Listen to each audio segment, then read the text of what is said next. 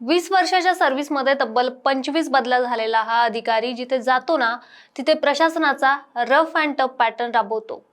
आरोग्य विभाग असो, पालिका असो किंवा आताचं अन्न आणि औषध प्रशासन म्हणजेच एफडीए असो, मुंडे पॅटर्न म्हणजेच नो कॉम्प्रोमाइज. पण आता तुकाराम मुंडेंच्या एफडीएने असा एक दणका टाकलाय ज्याची चर्चा थेट मंत्रालयाच्या गल्लीपासून ते आशिया खंडातल्या सर्वात श्रीमंत महानगरपालिकेच्या दालनापर्यंत सुरू झाली आहे. होय, म्हणजेच बीएमसी. बीएमसी मुख्यालयातील कॅन्टीनवर थेट एफडीएची धाड पडली आणि कॅन्टीन सील करण्यात आले. ज्या बीएमसीच्या जीवावर अख्खी मुंबई चालते, त्याच बीएमसीच्या कर्मचाऱ्यांना आज जेवणाचा डबा शोधायची वेळ आली आहे. नेमकं काय घडलंय बीएमसीच्या कॅन्टीन मध्ये, असं काय सापडलंय आणि तुकाराम मुंडेंच्या या धडाक्यामुळे प्रशासनात नक्की काय वाद पेटलाय, अगदी सगळं काही सोप्या भाषेत समजून घेणार आहोत. त्यामुळे व्हिडिओ शेवटपर्यंत नक्की बघा. नमस्कार, मी पूजा आणि तुम्ही बघताय सत्य पे सत्ता. प्रश्न तुमचे, आवाज आमचा.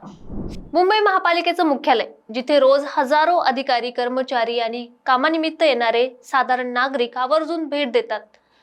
या मुख्यालयातल्या कॅन्टीनमध्ये रोज तब्बल 7 ते 8 हजार लोक जेवणाचा आनंद घेतात.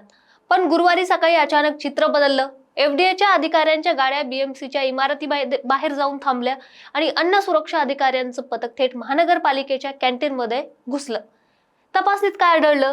कॅन्टीन मधली अस्वच्छता, अन्न साठवण्याच्या पद्धतीमधील गंभीर त्रुटी आणि स्वच्छता नियमांचं झालेलं उघड उल्लंघन.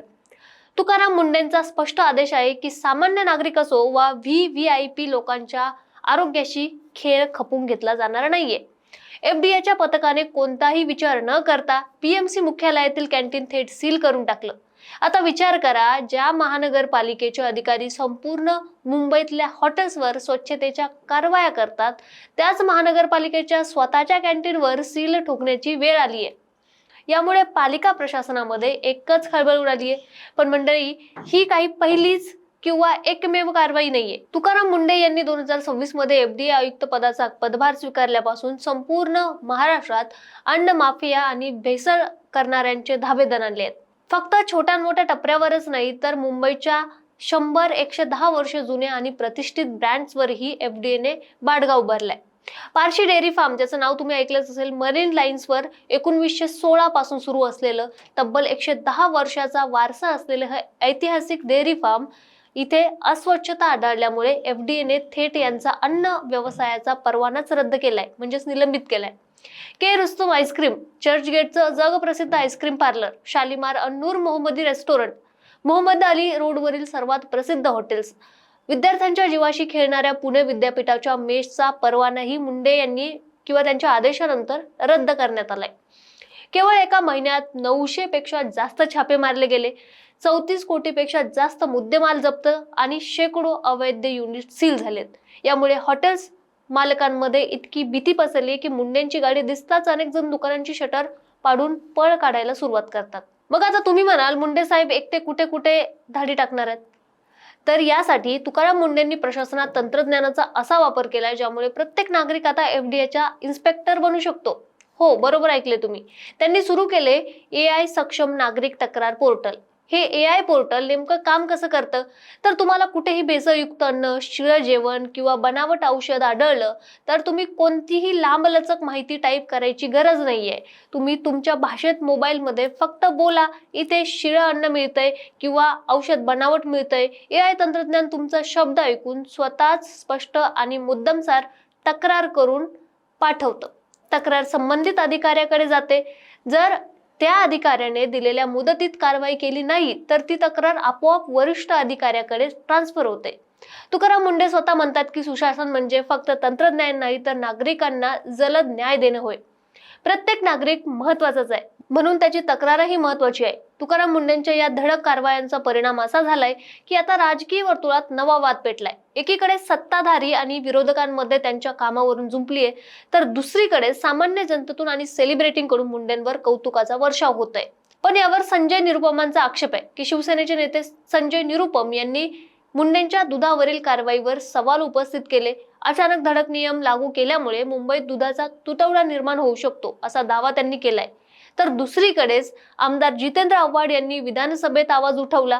तुकाराम मुंडेंना जीवे मारण्याच्या धमक्या येत आहेत, त्यामुळे त्यांची 3 वर्ष तरी बदली करू नका अशी मागणी त्यांनी सरकारकडे केली. बॉलिवूड आणि साऊथची सुप्रसिद्ध अभिनेत्री काजल अग्रवाल हिने तुकाराम मुंडेंची भेट घेऊन सोशल मीडियावर पोस्ट लिहिली की प्रामाणिकपणा मुंडे सरांच्या DNA मध्ये आहे.